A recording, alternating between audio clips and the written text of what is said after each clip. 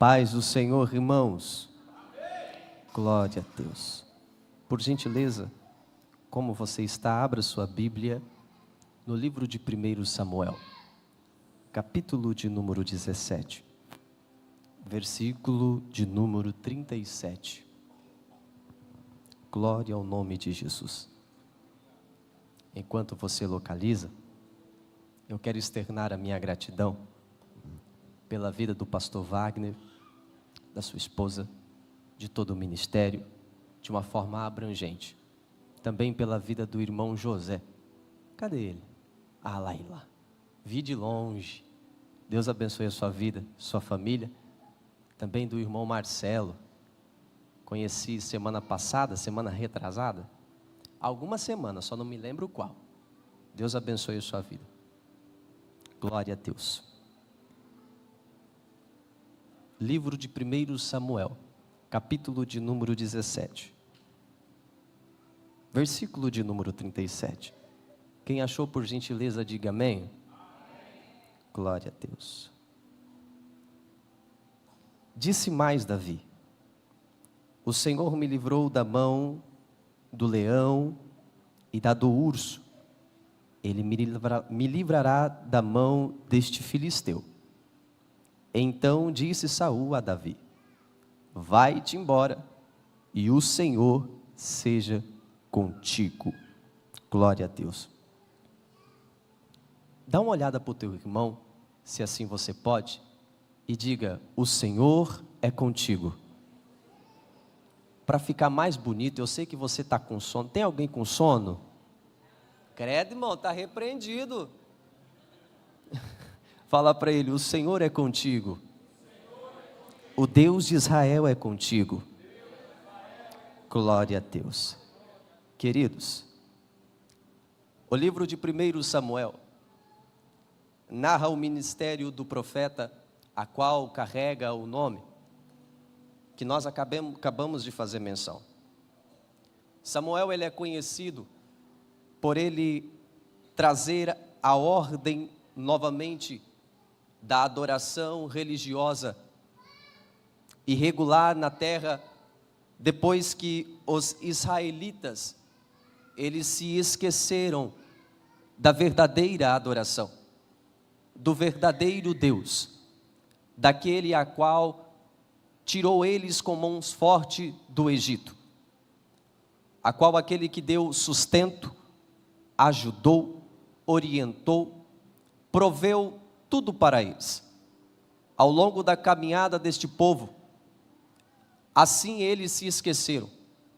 Por muitas das vezes eles murmuraram contra Deus e contra também Moisés.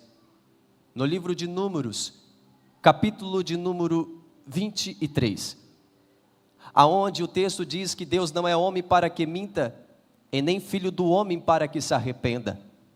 Alguns capítulos anteriores, nós vemos que Deus dá vitória ao povo. Mas logo adiante, depois da vitória, eles murmuram contra Deus e contra Moisés. Deus assim envia uma pestilência, envia assim as serpentes para assim matarem. Eles olham para Moisés e diz: Moisés, ora ao Deus de Israel, para que nos livre desse mal. E assim Moisés foi até Deus, orou, e assim eles foram libertos. Foram livrados de todos esses males. Logo em seguida, Deus dá vitória novamente ao povo. Só que o tempo passa e novamente eles se esquecem da verdadeira adoração. O nosso Deus, ele é um Deus zeloso. Ele zela pela sua palavra e também pelo seu nome. Por isso que é muito claro o texto que diz que ele não é homem para que minta, e nem filho do homem para que se arrependa. Às vezes, em nossos olhos humanos falando, nós vemos muitos gigantes em nossa frente, assim como o povo de Israel viu. E assim eles murmuraram contra Deus, dizendo: temos saudades das cebolas do Egito, mas se esquecendo do Deus que provia para eles.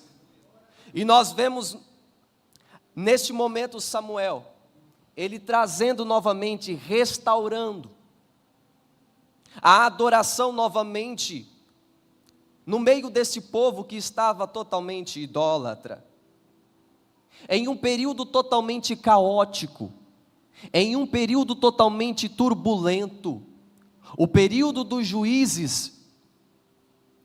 No capítulo de número 19 de Juízes, acontece uma das maiores atrocidades que vocês podem imaginar. Um esposo entrega a sua esposa a ser abusada por homens estranhos. Logo pela manhã ele a recebe novamente. Ele mata e esquarteja como se nada tivesse acontecido.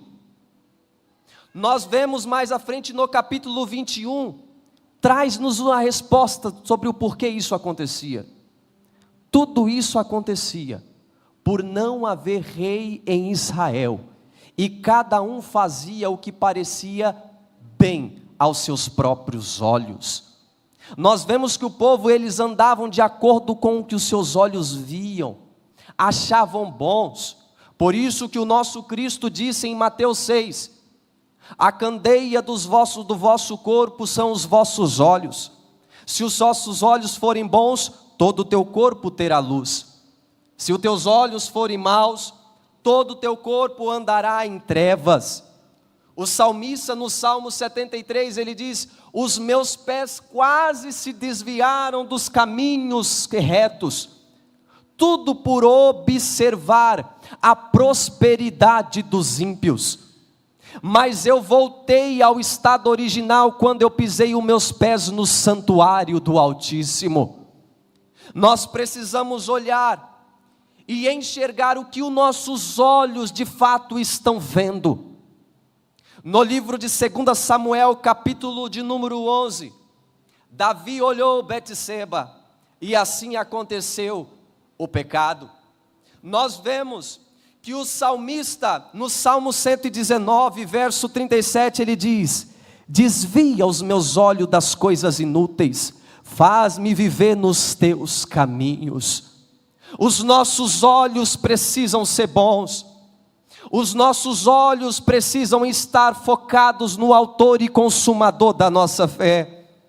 Paulo diz em Efésios capítulo de número 2, que o Senhor nos vivificou, estando nós ainda mortos em nossas ofensas e nossos delitos, e nos fez assentar nas regiões celestiais em Cristo Jesus. Paulo relatando, ele diz que a nossa cidadania não é essa terra, mas a nossa cidadania está nos céus, da onde nós esperamos o nosso Senhor e Salvador. A nossa visão deve estar em Cristo, os nossos olhares devem ser os olhares de Cristo. E agora nós vemos Samuel trazendo novamente à tona o culto correto em Jerusalém, em Israel para o povo. E esses, irmãos, é um dos maiores problemas e gigantes que nós enfrentamos na atualidade. Por às vezes nós idolatrarmos algumas coisas e nos esquecermos daquilo que Deus fez. Isso gera pessoas inconstantes, pessoas que não querem ser pastoreadas, pessoas que não querem obedecer, pessoas que desonram as autoridades instituídas por Deus, fazem o que acham melhor, aquilo que está de acordo com os seus olhos. Paulo diz em Romanos capítulo de número 13, que aquele que não honra as autoridades instituídas por Deus, atrai para si autocondenação. Em Romanos capítulo de número 16, Paulo ele honra os irmãos que cooperaram com ele na obra, cita o nome de cada um. Ainda em Romanos capítulo 13, Paulo ele diz que honra precede honra. Salomão em Provérbios capítulo 18, ele diz que diante da honra vai a humildade. Nós precisamos trazer novamente a essência de honrar aqueles que Deus nos colocou sobre a autoridade espiritual em nossas vidas. O anjo da igreja, aquelas pessoas a qual está nos discipulando, é às vezes a luz que nós precisamos para iluminar alguns caminhos escuros que nós às vezes estamos andando, e assim tomamos decisões precipitadas, decisões muitas vezes baseadas em nossas emoções, aflição de alma, aflição de espírito. E justamente isso que aconteceu no capítulo 1 de 1 Samuel. Nós enxergamos algumas coisas acontecendo. Vocês conhecem a história da mãe de Samuel. Por quê, pastor? O senhor está falando da mãe de Samuel, porque tudo isso é um contexto para nós chegarmos no capítulo 17. Nós enxergamos Ana fazendo uma oração, só que a Bíblia diz, no versículo de número 6, pastor, que ela tinha uma rival. Essa palavra rival no hebraico traz a ideia de outro, ou outra, ou qualquer outra coisa que traz aflição, e isso trazia aflição para sua alma, e ela começava a orar amargurada de espírito, com a alma aflita, orando ao Senhor, enquanto Ana não entendeu a sua posição de serva, o Senhor não atendeu a petição dela. A Bíblia diz que Deus cerrou a madre dela. A palavra cerrou no hebraico é como se estivesse segurando com uma mão, estivesse segurando e prendendo com uma mão. Mas quando Ana, ela reconhece a atitude dela, e ela como serva, e ela diz da seguinte maneira: Senhor dos exércitos, se benignamente atentares para a aflição da tua serva, é a primeira vez que aparece a palavra serva, e me deres um filho varão, eu te darei. E imediatamente a Bíblia diz, e o Senhor lembrou-se de Ana. É a mesma coisa, da mesma mão que cerrou e segurou, está fazendo assim.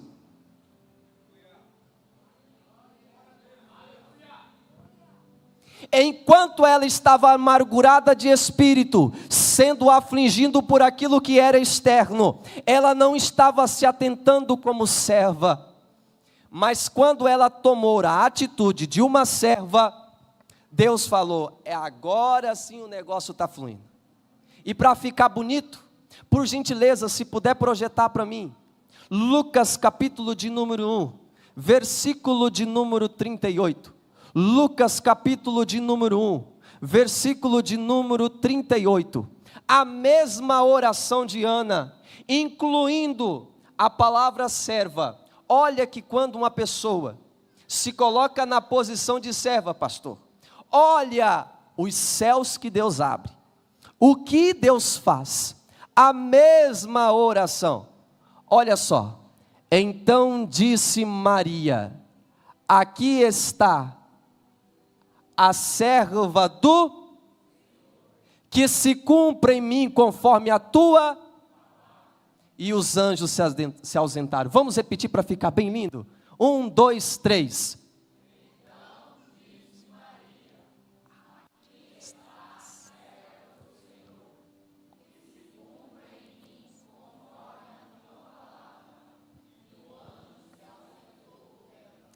A oração de Ana falando, eu sou tua serva, e Deus está falando, agora sim, eu preciso de um profeta, de um juiz e de um sacerdote, e você está se colocando na posição de serva, então agora eu lembrei de ti.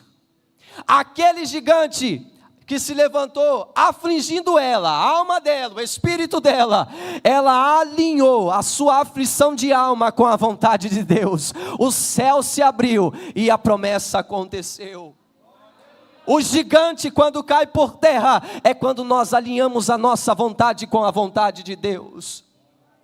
Nós olhamos e dizemos, pastor, vamos orar que a oração vai mudar os planos de Deus. Não! A oração não muda os planos de Deus, a oração alinha a tua vontade com a vontade do Altíssimo. Ela alinha a sua vontade com a vontade do Altíssimo. Salmos de número 34, perto está o Senhor dos que têm um coração quebrantado. O tempo passa, as coisas vão fluindo, mas Israel está deteriorando. Perceba que o primeiro gigante na vida de Ana foi derrubado quando ela alinhou a sua vontade com a vontade de Deus. Mas chega agora um período em que Samuel está velho. Samuel estando velho, o povo chega para ele, pastor, e diz: tu está velho, não tem capacidade mais, nós não queremos tu mais como juiz, nós queremos o rei como o das nações vizinhas. Se esqueceram do que Moisés tinha dado por orientação de Deus. Vocês observam as nações vizinhas, mas não se assemelhem a eles, e nem peçam um rei como tais. Mas eles, todo olhando aqueles problemas e as nações todo grande, falou: tu está velho, nos dá um rei. Samuel foi orar ao Senhor. Saul foi vontade de Deus ou do povo? Vocês são inteligentes, irmão. Saul foi vontade de Deus ou do povo? Do povo. Mas quem escolheu, o povo ou Deus? Porque Deus sabe corrigir aquele que Ele ama. Levantou-se assim Saul. O Espírito de Deus era com Saul. Até algum momento estava indo bem, estava tudo perfeito. Quem me ouve, diga amém. Maravilha. Estava tudo perfeito.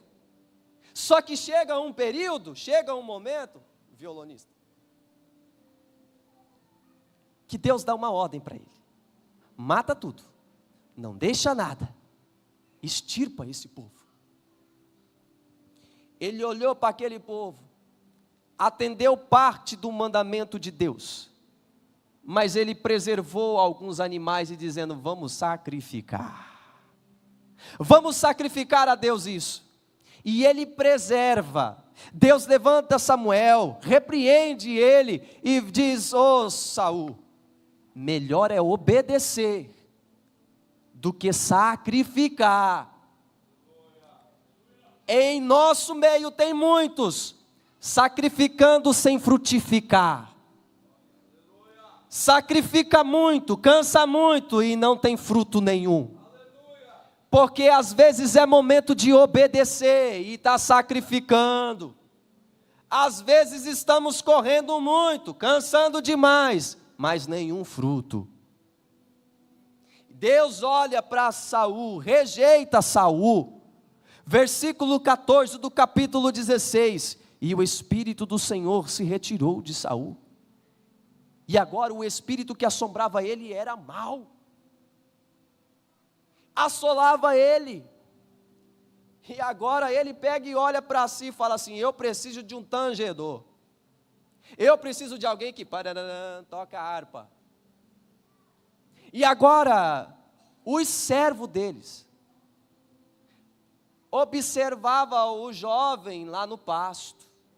O servo de Saul, no versículo de número 18 do capítulo 16. Projeta para nós, por gentileza. Capítulo 16, versículo 18. Saul falando assim: será que tem alguém? Será que tem algum? O servo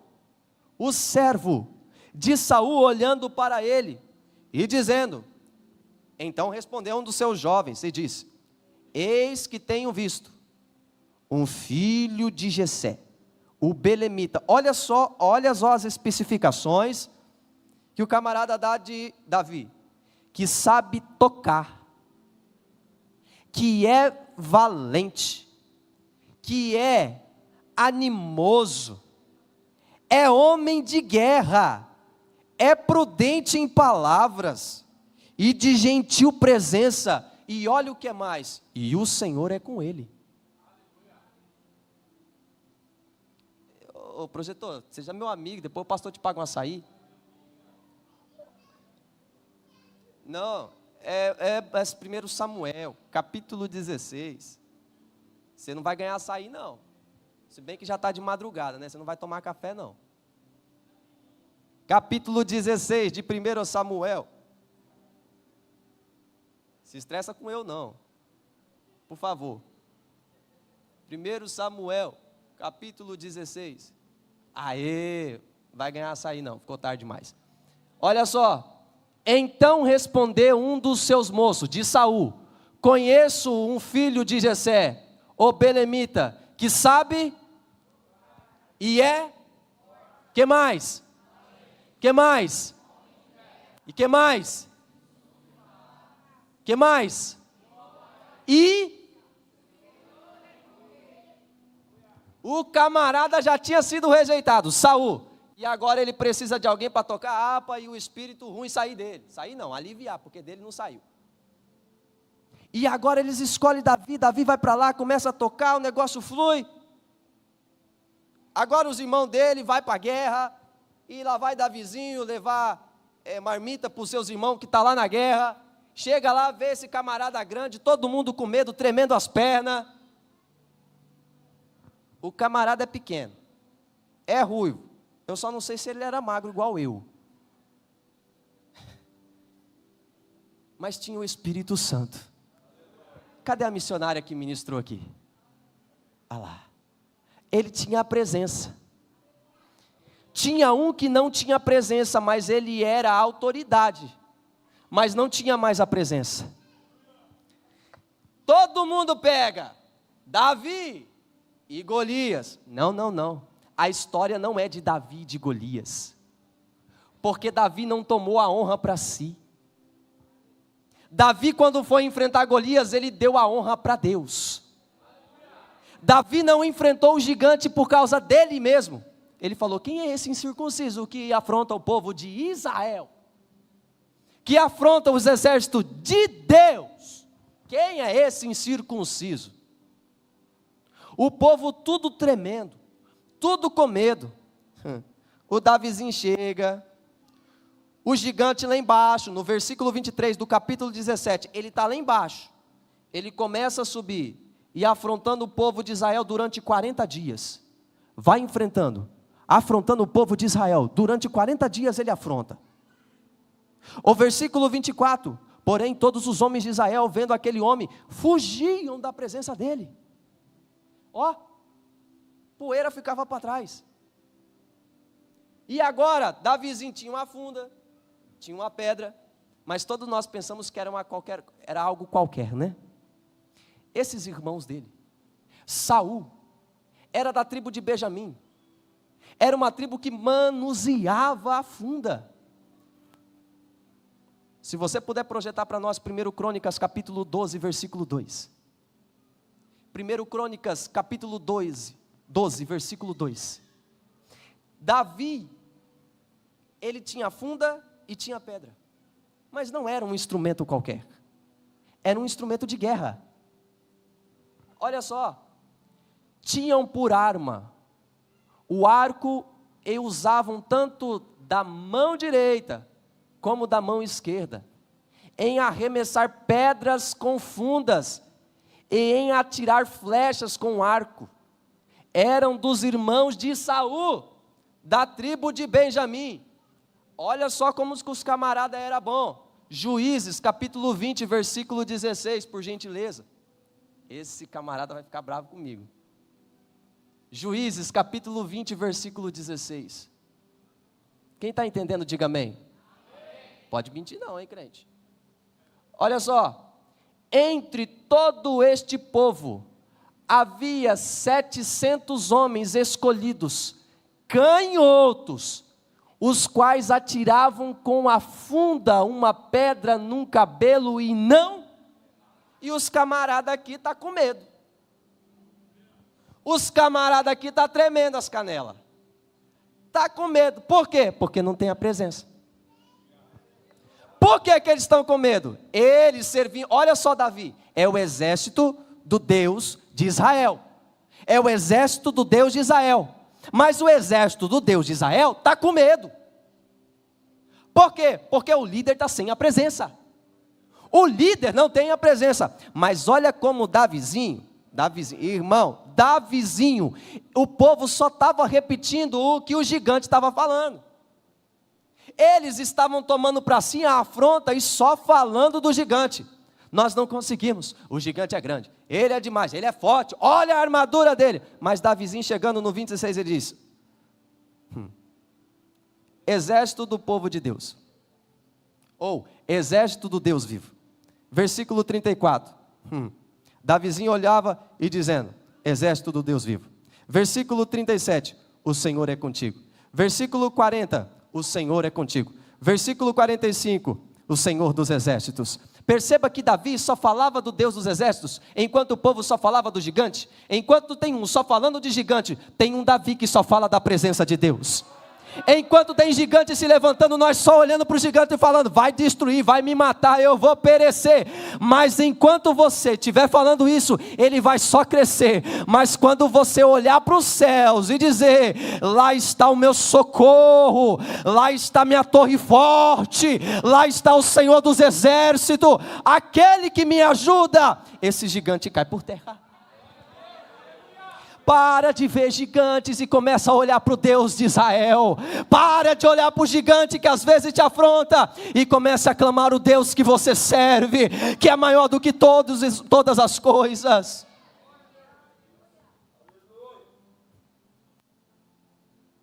As coisas começam aí de mal, e Davizinho olha assim e fala assim, qual é a recompensa se eu derrubar esse incircunciso aí? Esse filisteu, qual é a recompensa? Qual é a recompensa? A família dele não vai pagar impostos sobre Israel. E ele vai casar com uma mulher. Davizinho falou, opa, estou dentro. Ele começou, foi até Saul. Saul deu para ele umas vestes, uma armadura. Mas Davizinho era pequeno. Falou, eu não tenho experiência com armadura. Se dispôs da sua armadura. Versículo 40, olha só o que Davizinho pegou. No versículo de número 39, ele tirou as vestes, aquelas armaduras. No versículo 40, tomou o seu cajado na sua mão e escolheu para si 5 feixes do ribeiro. Colocou em seu alforje e foi. Ele pegou só o cajado de pastor e pegou as pedras. E colocou em seu alforje, na sua bolsa que antes estava vazia, mas antes dele ir enfrentar, ele abasteceu aquilo que estava vazio, apenas com o cajado de pastor, apenas para destruir, e o camarada incircunciso olha para ele e fala assim, está achando que eu sou cão, para você vir para cima de mim como com um pau? Quem é tu? Davizinho, ele se prepara. Perceba que o texto diz que ele lançou a pedra, o gigante caiu. Mas perceba que o texto, ele é algo muito enfático em dizer, que quando quando o gigante caiu, ele foi e arrancou a cabeça. Mas o gigante ainda estava vivo quando caiu. O gigante ainda estava vivo. A pedra derrubou-o. O irmão veio aqui e perguntou assim, o que nós estamos fazendo depois que o gigante cai? Cadê o irmão que falou isso? Ah lá. E de fato é uma certeza. Porque às vezes nós derrubamos o gigante, mas ele ainda está vivo. Nós não alavancamos para destruí-lo. O texto diz que ele caiu, e naquele momento, Davi foi com a própria espada dele e tirou a sua cabeça, dando assim vitória ao povo de Israel. Aquilo que mais os outros não poderiam fazer, Davi fez. Pastor, mas qual que é a palavra dessa noite, irmãos? Para de olhar para os gigantes que aparecem diante de você. Começa a enxergar o Deus que você serve. Às vezes nós estamos tão cheios de circunstâncias externas, que nossa visão fica embaraçada e só olhando para gigantes. E às vezes nós vamos nos distanciando. A irmã falou aqui sobre conhecer a Deus, conhecer a quem nós servimos, e isso é uma realidade. E teve uma experiência igual em João capítulo de número 4. Jesus teve uma conversa com a mulher samaritana. O primeiro conhecimento dela, Jesus como judeu. Aí Jesus pergunta para ela: se tu conheceras o dom de Deus e quem é que fala contigo? Ela só conhecia Jesus como judeu. Depois que Jesus pergunta para ela: chama o teu marido, e ela fala: não tem. Depois ela diz: eu sei que tu é profeta. Conheceu Jesus como judeu, depois conheceu como profeta. E agora lá na frente ela fala assim: agora eu sei que tu és o Messias. O texto vai se aprofundando, quanto mais nós nos aprofundamos na presença de Deus, mais cheio de Deus nós ficamos, e os gigantes caem por terra. Coloque a mão no seu coração, como você está? Qual é o gigante que te afronta esta noite? Você adentrou por essas portas às vezes com um gigante te afrontando, algo te perturbando, a tua alma aflita, o teu espírito aflito, mas nessa noite Deus está cessando uma turbulência na vida de muitas pessoas aqui. Esse gigante que às vezes te afrontava, nessa noite Deus está te dando sabedoria, capacidade para destruí-lo de vez. Às vezes você consegue derrubá-lo, mas às vezes você se estagna quando ele cai. Mas Deus está falando para alguém aqui nessa noite: depois que ele cai, é necessário você prosseguir e não parar. Nessa noite Deus cessa a tempestade que você muitas vezes está passando. O Espírito Santo da verdade nessa noite acalenta o teu coração, traz alegria para essa alma que está aflita, traz a paz que excede todo entendimento para essa casa que estava vivendo em turbulência. Nessa noite Deus abastece a tua alma, Deus abastece o teu espírito. Nessa noite Deus te dá sabedoria, Deus começa a te dar discernimento, Deus começa a te dar estratégia para você seguir, para você continuar, para você não parar no meio dessa caminhada. Deus, em nome de Jesus Cristo, teu Filho amado, Deus, a tua palavra nessa noite foi ministrada como assim ela é, Senhor. Pai, visita cada irmão que aqui está nessa noite. Os teus filhos, ó Pai, saíram do ambiente de conforto e estão, Senhor, neste momento lhe buscando com o coração contrito, com a alma dilatada na tua presença, com a mente aberta para receber a tua palavra. A alma está sendo abastecida. Deus, que ao findar dessa vigília, eles não venham, Pai querido, sentir a mesma coisa que adentraram por essa porta, mas que venham sentir a paz de espírito, que venham sentir a alegria na alma, que venham sentir o regozijo na tua presença, que venham jubilar, Senhor, na tua presença. Deus, em nome de Jesus, eu profetizo, Senhor, a bênção sobre a vida dos teus filhos, a bênção sobre a vida da tua igreja, dando cada dia mais sabedoria, entendimento, discernimento do teu Espírito Santo. Que a tua graça paire sobre este ambiente, sobre essa casa, sobre essa família. Deus, em nome de Jesus, é o que eu oro nessa noite, e te agradeço por tudo que tens feito e ainda há de fazer em nosso meio. Em nome de Jesus eu oro, Pai, e te agradeço em nome de Jesus. Amém. Quem pode dizer amém? Quem recebeu essa palavra, dá um glória a Deus. Deus seja louvado. Deus abençoe a sua vida, meu nobre amigo e irmão pastor. Deus abençoe a igreja. Agora vocês vêm, né? Não vou pagar a saída para vocês não. Glória a Deus. Deus abençoe os irmãos em Cristo Jesus. Eu agradeço a minha oportunidade, em nome de Jesus.